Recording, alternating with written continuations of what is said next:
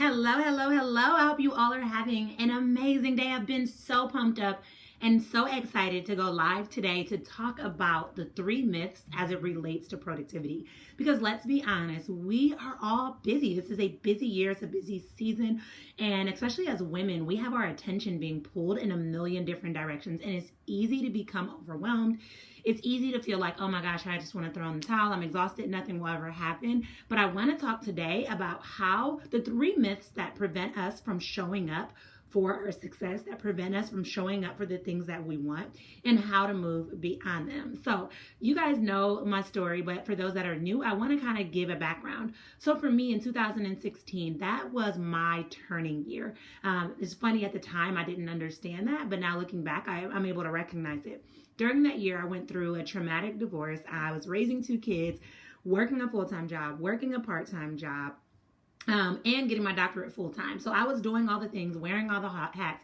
And needless to say, I was on the brink of burnout, probably almost there too.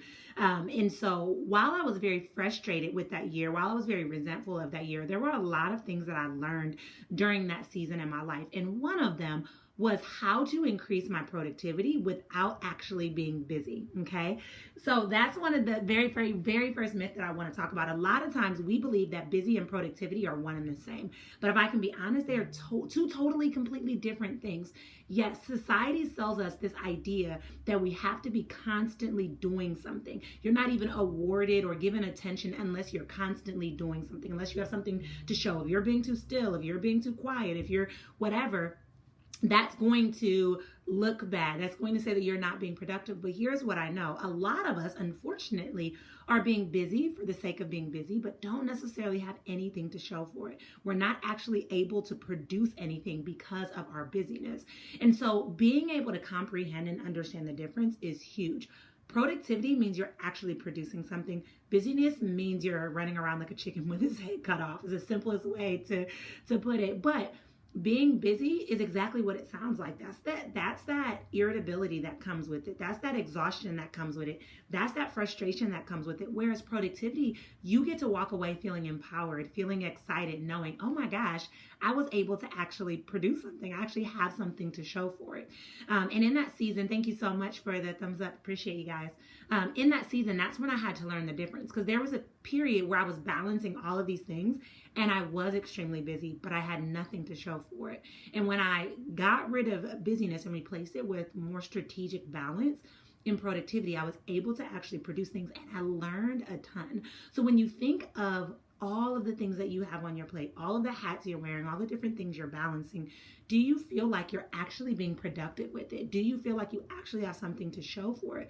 Or do you feel like it's just you being busy to be able to say it? I mean, think about it. When you run into somebody that you haven't talked to in a while, they'll say, how are you doing? You'll be like, oh my gosh, I've been so busy.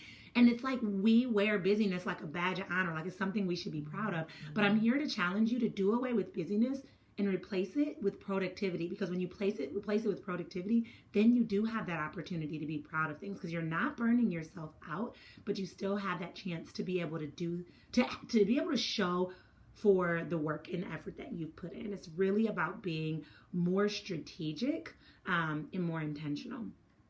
The second myth that I hear all the time, I work with women all the time that have big goals, big dreams, big desires, big aspirations, big hopes, big all those things, right?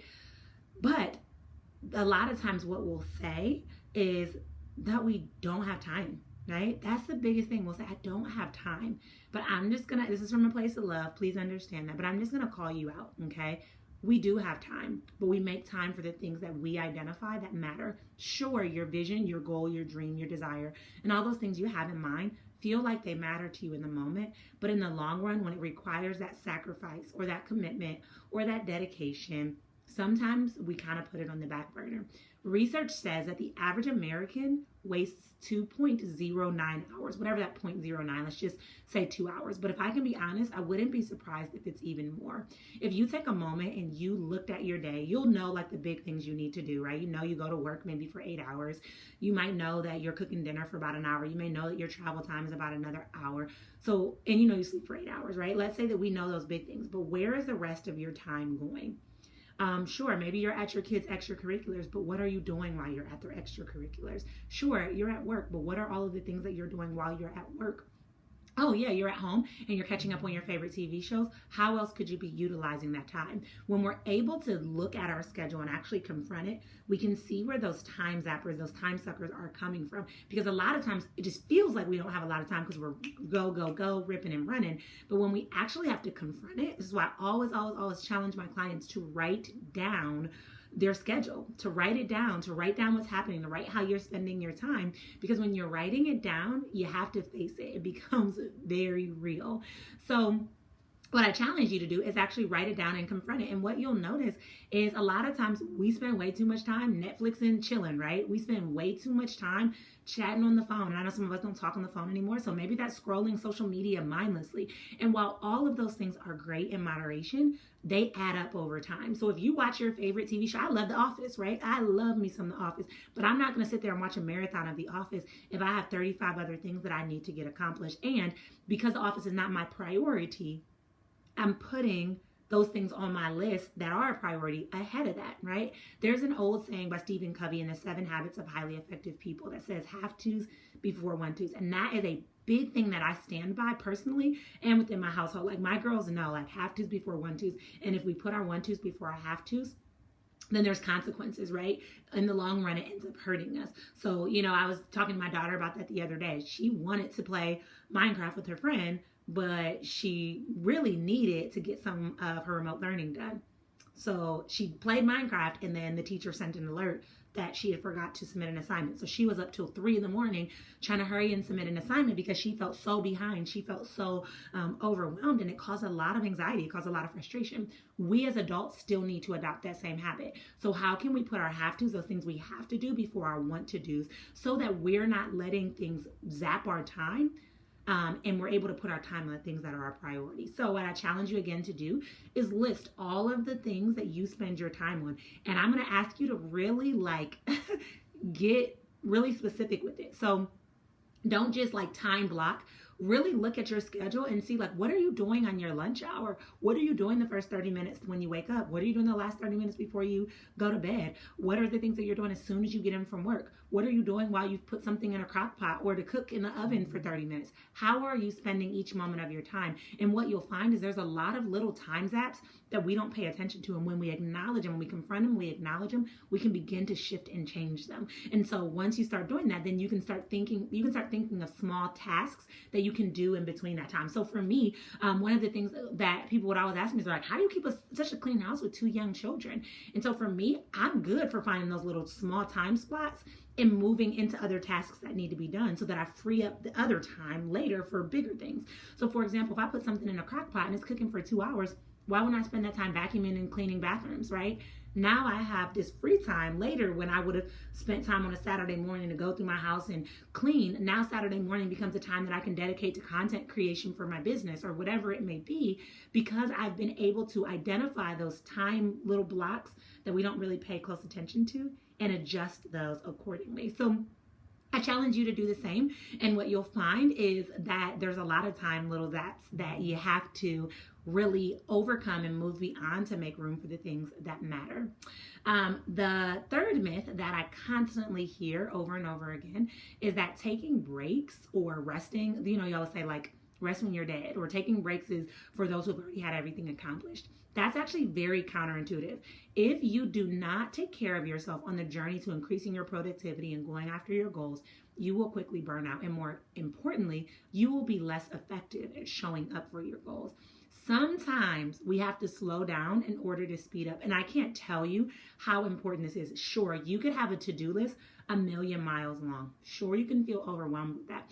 But if you operate from that place of overwhelm, you're super irritable, you're super frustrated, you're not giving yourself time to slow down, check in with yourself, take care of yourself. That's the same energy you're carrying into those tasks. So for example, this whole week has been pretty much go, really busy. But I knew that I wanted to come to talk to you guys about these myths because these are questions that I've been hearing for probably months, and I really wanted to address them again. And so today I'm like, okay, I have 1,000,000 different things that I could probably get done. But I also checked in with myself and I said, you know what? I'm exhausted, I'm tired, and that's okay for me to take a nap. And guess what? When I took the most amazing nap today, I got the most intuitive ideas and things that I wanted to share throughout this week because I was able to slow down in order to speed up. So on the journey of increasing your productivity, you have to be willing to build in that downtime, to build in that time to be still, to build in that time to take care of yourself so that you can show up more effectively at what it is that you are called to actually show up for. So these are the top 3 productivity myths that I hear that prevent people from being able to show up and do the things that they need to do. So slowing down is something that you're not allowed to do unless you've already accomplished what you need to do. Busyness and productivity are the exact same thing. And oh my goodness, what was the other one? I know taking breaks is bad. I can't remember, guys. My brain is frozen today. All right, we talked about it. Okay, it'll come back to me. I know it will. The reality is your assignment, I'm like trying to pull it from my brain. Your assignment is greater than the things that you allow to waste your time. There it is. All right. So the 3 myths that I hear all the time. I don't have enough time. I'm not allowed to be still until I've already accomplished what I need to accomplish, or breaks are for the people that have already accomplished it. And busyness and productivity are the same things, right? So again, your assignment is so much greater. What you're called to do is so much greater than those things that you allow to waste your time. So we cannot constantly fall victim to these productivity myths, to these limiting beliefs, to these barriers or obstacles that we create in our life. If you want to be successful, if you want to accomplish something, if you have a big dream, a big desire, a big goal, a big vision, a big aspiration for your life, you have to get out of your own way. And that starts with identifying the ways in which you can shift your perspective around productivity, create your priorities and dedicate your time to that, and put everything else off so that you're not waiting to the last minute, and more importantly, taking care of yourself on the journey. This is so important. If you're looking for more tools, more supports, more strategies, and just systems on this journey to really be able to increase your productivity and increase your overall success as it relates to the desires and goals you have for your life, then you're in great hands. That's one thing that I'm extremely passionate about. I'm extremely passionate about being able to provide opportunities for people to not get in their own way, to live a life that feels invigorating, to live a life that feels expansive. And in order to do that, we have to know these tools. We got to know these strategies. We got to get out of our own way and increase our productivity and increase our success. So if you're looking for those tools, use the link below and you can sign up for a totally free strategy call with me, where we'll talk about where you're stuck and where you want to be and how I can support you at being able to bridge that gap. So you use that link below. And I really, truly look forward to talking to you and chatting and connecting with you soon. Until next time, guys, I will check in and chat with you all later.